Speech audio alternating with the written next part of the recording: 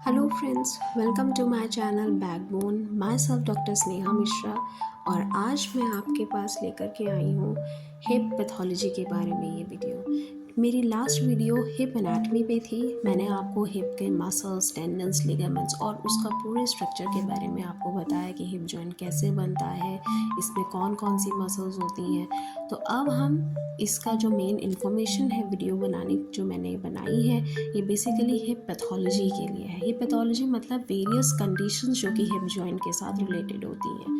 First is snapping of hip. जो iliopsoas muscle है, iliotibial band है, इसकी स्नैपिंग हो जाती है। Trochanteric bursitis, gluteal tendinitis, sports hernia, direct hernia, arthritis, bursitis, acetabular femoroacetabular impingement, labral tear, adductor strain and tear, वो quadriceps और hamstring मतलब जो भी मसल्स है उसका स्ट्रेन या टियर, इशियल बर्साइटिस। तो बेसिकली ये सारी पैथोलॉजी जो है ये इन्फ्लेमेशन ऑफ हिप है जो कि कंजर्वेटिवली हो जाती है। बट अब जो मैं आपको बताने जा रही हूँ ये है coxa vara and coxa valga deformity.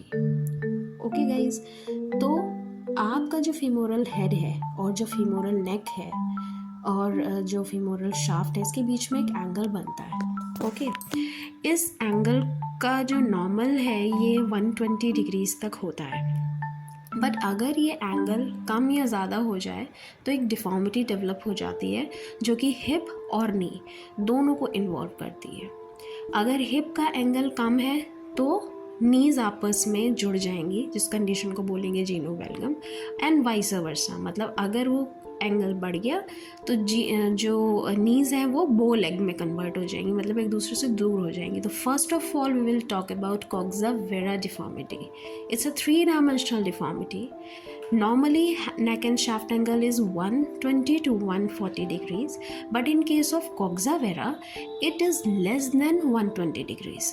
Birth के टाइम पे हमारा जो नेक एंड शाफ्ट एंगल होता है, जैसे बच्चों में आपने देखा ही होगा, अगर छोटे बच्चे मतलब 1 ईयर और कह लीजिए कि 2 और 3 मोर मंथ्स अगर आप उसमें इंक्लूड कर लीजिए, सो अगर 1 साल का बच्चा है या फिर 1 साल 6 महीने तक का बच्चा है तो उसकी ऑलरेडी एक बो नीज होती है। दैट इज़ बिकॉज 160 डिग्री तक उसका बर्थ में होता है, बट वो धीरे धीरे नॉर्मलाइज हो जाता है जैसे जैसे बच्चा वेट बेयर करता है। बट इन सम सिचुएशंस ऐसा नहीं हो पाता। इसको असेस करने के लिए हम नेक शाफ्ट एंगल को असेस करते हैं, हेड एंड शाफ्ट एंगल को असेस करते हैं और एक एपिफिजियल एंगल को करते हैं। अगर नेक एंड शाफ्ट एंगल जो है वो 115 तक है, मतलब कि 120 से लेस है, तो ये डिफॉर्मिटी कॉक्सा वेरा हो जाएगी। और आप इस पिक्चर में देख भी रहे हैं, यहाँ पे नॉक नीज हो गई हैं, मतलब कि genu valgum deformity of knee joint.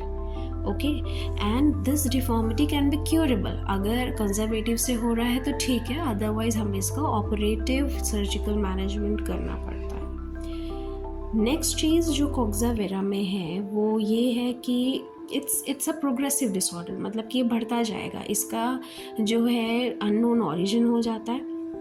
कई बार बच्चा जो है उसका वो बो लेग्स बढ़ता ही जाएगा, नॉकनी का डिफॉर्मिटी जो है वो बढ़ता ही जाएगा, वो नहीं समझ में आता है, वो कंजेनाइटल हो जाता है। इन सिचुएशंस हमें क्या करना पड़ता है, या तो सर्जिकल मैनेजमेंट या फिर ब्रेसेस तो लगाना ही पड़ता है उस पेशेंट को। So coxa vera is actually a congenital problem. coxa vera भी और coxa vela भी।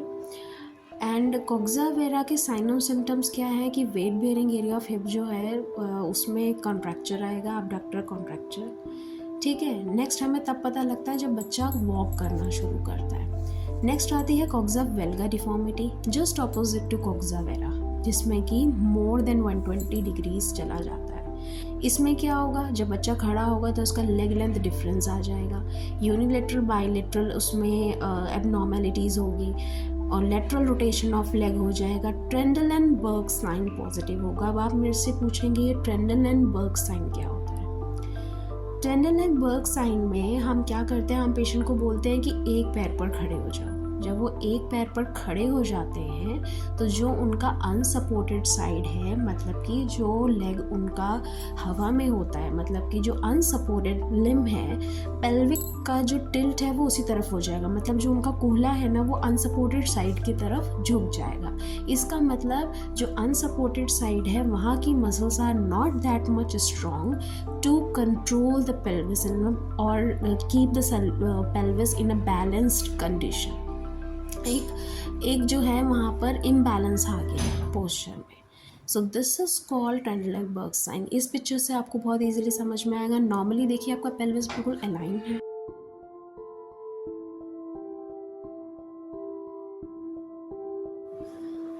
अब आप देख रहे होंगे कि नॉर्मल कंडीशन में जो पेल्विस है वो बिल्कुल बैलेंस्ड है, हिप जॉइंट में बिल्कुल भी टिल्ट नहीं है किसी भी तरफ। बट ट्रेंडलबर्ग साइन जो होता है उसमें क्या होगा, ड्रॉप हो जाएगा अनसपोर्टेड साइड में। Mild symptomatic. अब ट्रीटमेंट क्या है, अगर माइल्ड एसिम्टोमेटिक कोक्सा वेल्गा है तो हम उसका ऑस्टियोटमी कर देते हैं या फिर कंजर्वेटिव मैनेजमेंट से भी वो हो जाता है। बट इन मोस्टली सिचुएशंस हमें उसका ऑस्टियोटमी ही करना पड़ता है, जिसमें कि जो बोन है उसका एक रिमूवल होता है। ऑस्टियोटमी मतलब बोन रिमूवल, और उसको एक प्रॉपर अलाइनमेंट में लाना। उसके बाद फिर बच्चों का कंजर्वेटिव फिजियोथेरेपी मैनेजमेंट होता है, ब्रेसेस लगाना पड़ता है और होल लाइफ ये सिचुएशन होती है। Thank you so much for watching my videos. अगर ऐसी ही और इन्फॉर्मेटिव वीडियोज़ आपको अपनी बॉडी के बारे में जानी तो please like and share and subscribe.